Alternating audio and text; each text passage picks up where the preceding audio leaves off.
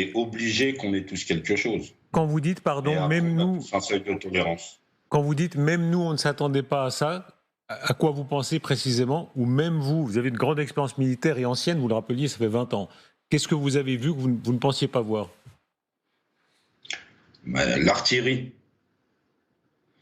L'artillerie, c'est ce qui tue et ce qui blesse le plus d'hommes ici. C'est pas l'infanterie, c'est l'artillerie. Quand vous êtes dans un trou et vous prenez des obus sur le coin de la... Pardon, j'allais dire... Ouais, Quand vous prenez des obus, comment dire, c'est très difficile. Franchement, ça vous découpe, ça vous hache. Et ils ont beaucoup d'obus, les orques. Ils s'en privent pas.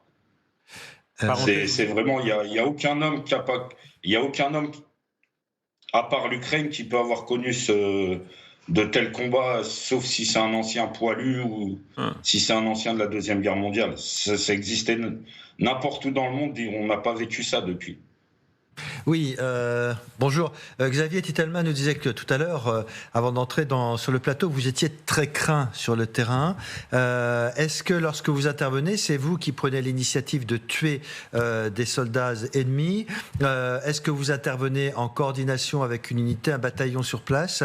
Comment ça se passe? Est-ce que vous partez avec une partie de l'armée ukrainienne, on vous dit de tirer sur telle ou telle personne, ou que vous disposez d'une certaine marge de manœuvre pour éliminer des opposants, enfin je veux dire des ennemis russes? Je vous répondrai pas sur votre question, je suis désolé. Après, il y a des choses qui doivent rester... Bien sûr. Mais moi, dès que j'en vois, je suis là pour les chasser, donc je les chasse. D'accord. Mais vous n'êtes pas tout seul, vous êtes entouré, vous êtes avec des soldats ukrainiens, vous n'êtes pas tout seul dans vos tirs, en quelque sorte. Je suis avec des soldats, maintenant ukrainiens, étrangers. Dans les étrangers que vous avez, quelles sont les nationalités? Franck, dans les étrangers que vous avez, quelles sont les nationalités autour de vous? Moi, je suis français, après, il y a d'autres étrangers. Ah, il n'est pas... C'est-à-dire, il y a des Américains, par exemple? Il y en a, Il y a toutes les nationalités. Non, mais vous savez, cette guerre, elle a impliqué beaucoup de gens dans le monde. Hein. Elle a impliqué beaucoup de gens dans le monde. Ça a touché beaucoup de gens, cette guerre. Franck, aujourd'hui... Donc, il y a beaucoup d'étrangers qui viennent de tous les pays, même des pays que vous n'imagineriez même. C'est-à-dire? D'Amérique du Sud, il y a de tout, c'est étonnant. Des Asiatiques, des Maghrébins. Enfin, moi, quand j'y vais, c'est vraiment étonnant. Il y a vraiment un melting pot du best-of des combattants qui veulent vraiment mettre fin à cette invasion et qui veulent défendre l'Ukraine pour plein de bonnes choses, pour des valeurs. Mais il y a aussi beaucoup de gens qui ont des raisons personnelles. Franck, c'est pour les enfants, c'est pour les crimes de guerre. Il y en a d'autres qui disent moi, j'ai connu la guérilla entretenue par la Russie pendant 3 décennies sur mon territoire, je veux les empêcher de continuer. Mais au final, tous se battent pour la même... C'est des frères d'armes, ils se battent tous ensemble pour la même cause. Ils parlent anglais, ils parlent français pour certains. Même du Moyen-Orient, vous dites? Même du Moyen-Orient. Franck, on va voir dans quelques instants ce qu'il en est des armes à sous-munitions qui seront données par les Américains, notamment pour essayer de nettoyer les mines. Est-ce que vous avez pu voir que le minage de la terre, c'est un obstacle majeur? Est-ce que vous l'avez constaté? Des mines, il y en a énormément. Et les Russes, quand ils partent, habituellement, ils nous laissent des cadeaux. Que ce soit des mines ou des pièges, ils nous laissent toujours des petits cadeaux derrière eux. De toute façon, ça, c'est... Ils minent même des corps dans certains cas. Je peux poser une question? Franck, à Boutcha, c'est ce qu'ils faisaient. Ils minaient les corps.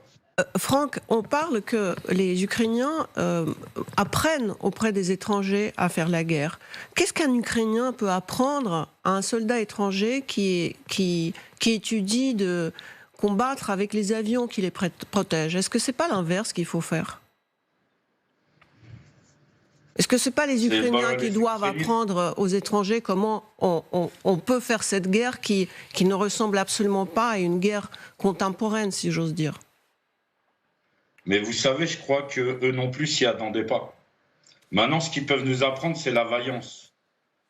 Car c'est vraiment des guerriers. Avec pas grand-chose, ils iront jusqu'au bout. Et ça, ils peuvent nous l'apprendre. On va regarder ce qui se passe sur l'île des Serpents. Et restez avec nous, s'il vous plaît, Franck. parce que évidemment c'est l'image symbolique de la journée. Vous parliez de la détermination des Ukrainiens, elle est incarnée par leur président Volodymyr Zelensky, avec cette image évidemment qui frappe tout le monde. Cécile. Oui, le président ukrainien a publié une vidéo sur l'île des Serpents, petit caillou de la mer Noire, mais territoire stratégique devenu le symbole de la résistance ukrainienne. Il a remercié tous les combattants de son pays mobilisés depuis le début de la guerre.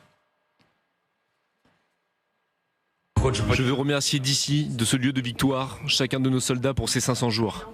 Nos forces armées, nos services de renseignement, la garde nationale, nos gardes frontières, le service de sécurité de l'Ukraine, la police nationale, nos officiers de liaison, notre peuple.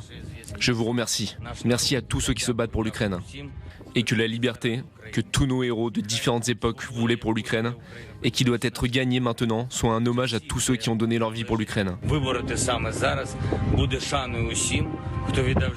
Nous gagnerons sans aucun doute, c'est certain. Gloire à l'Ukraine.